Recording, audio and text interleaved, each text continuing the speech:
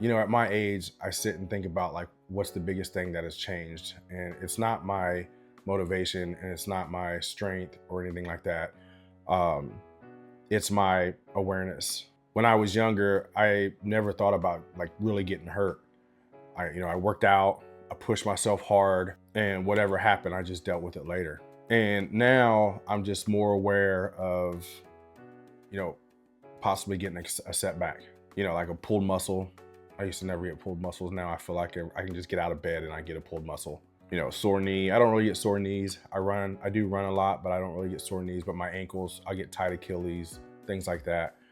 But those are things I didn't think about when I was younger. And really, none of those really will, injure progress.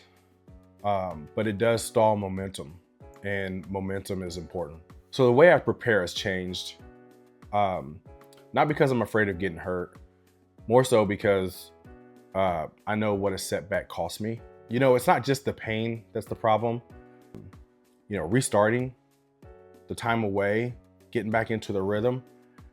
Those are like the hardest things to restart, and that's the part that I didn't think about before. I could just recover and get back at it. And now it's more so, how do my knees feel today? How do my joints feel today? Do I feel tight? Should I stretch more? I used to never stretch before any lift or running or anything like that, or even after for that matter. I'm not really that flexible, but I was more flexible before than I am now. I feel like that's probably why I pull more muscles now, obviously. That awareness is not weakness, it's experience. And honestly, that mindset carries over to everything else too. This channel is still new to me. I'm starting YouTube at 46, but I'm taking the same mindset as I do when I'm preparing to train, and not rushing, not forcing, just trying to avoid setbacks. I'm not trying to prove anything. I'm just trying to stay consistent, because the fastest way to stop moving forward in life or in training is to ignore the early signals. Working out didn't get riskier. I just got smarter about what sets me back.